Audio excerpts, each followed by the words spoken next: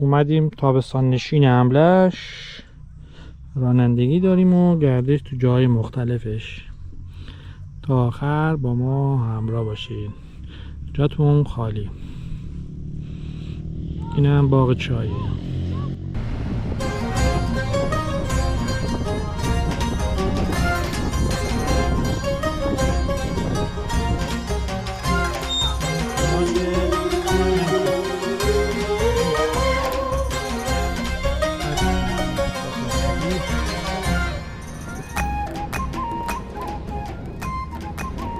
سلام دوستای عزیزم، امیدوارم که مثل همیشه حالتون خوب باشه. من مرتضی هستم و امروز قرار با هم گردشی داشته باشیم در روستای تابستان نشین املش. امروز جمعه 30 آبان ماه و ساعت حدود 11 صبح. املش از شهرستان‌های زیبای شرق گیلانه که از جاهای دیدنی با مناظر سرسبز از باغات چای میشه اشاره کرد. یکی از این جاهای دیدنی روستای زیبای تابستان نشینه که میشه به اون بام املش هم گفت، چون در اون تمام شهر املش دیده میشه. این روستا در 7 کیلومتری شهر املش قرار داره. به خاطر سرسبزی، آب و هوا با مناظر زیباش به محلی برای تفریح خانواده ها در آخر هفته ها و فصل‌های بهار و تابستان تبدیل میشه. اگر به دیدن جاهای دیدنی بیشتر این شهرستان زیبا یعنی املش علاقه دارید، حتما به پلیلیست شهر املش کانال ما سر بزنید. راستی اگر به گیلان گردی و گردش در بازارهای محلی گیلان هم علاقه دارید، حتما ما رو سابسکرایب کنید. لایک، کامنت و حمایت هم فراموش نشه. جای همه عزیزان در این آب و هوا و این باغات زیبای چای هم خالی.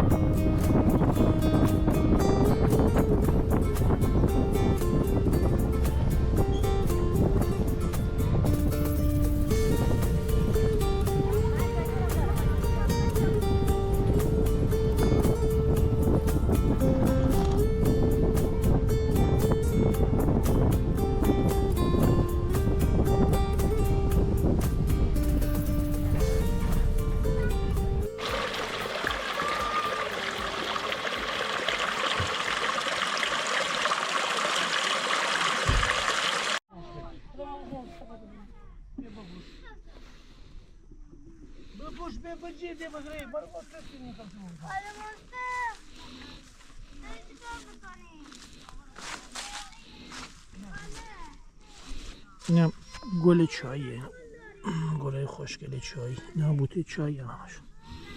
جاتون خالی، منطقه تابستان نشین.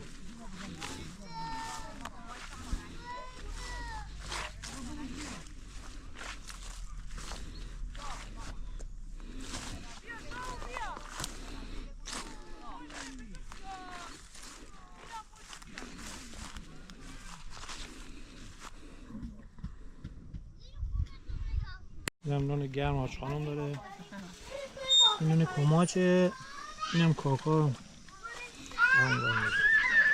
اینم گل ختمی و گل گازرون، فندق هم داره.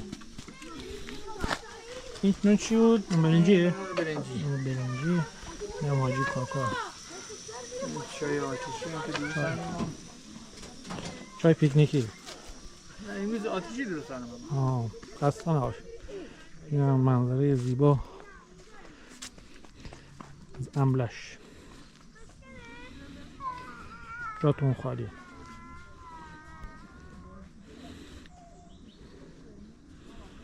با بچه های فامیلتون نرین بیرون، اصلا خودتون خورد میگه صداشون میاد.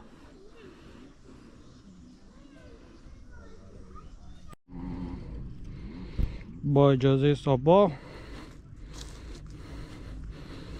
نیفتیم. ایال این هم منظره زیبا، محلش نمیدونم، باید بلوردک اون سمتا باشه.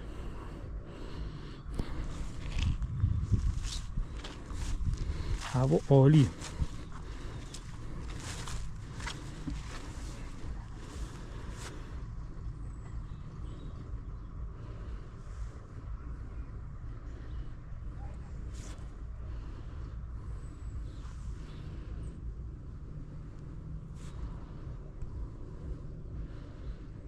اینم که بوتای چای.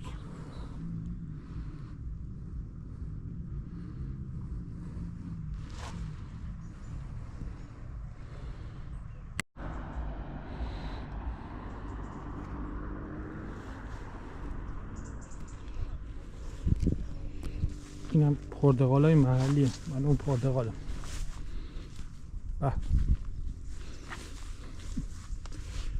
عطر میکنه. جاتون خالی در این منظره زیبا.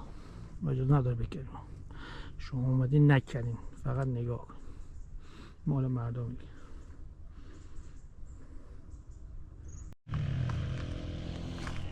اینم تقریبا قشنگ‌ترین ویوی منطقه بود.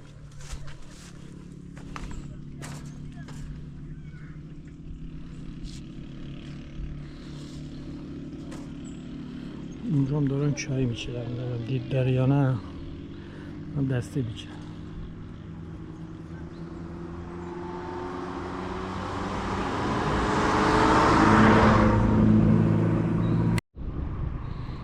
اینم منظره کل املش. حتی دریا نوار ساحلیش مشخص.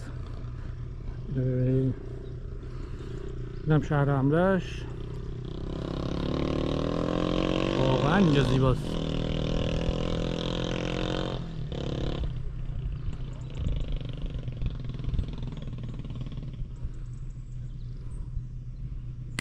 اینجا هم دارن دستی میچینه 4 میشه دیگه.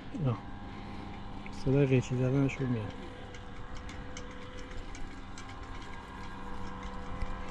تو واقعا خالیه. امیدوارم که لذت برده باشید.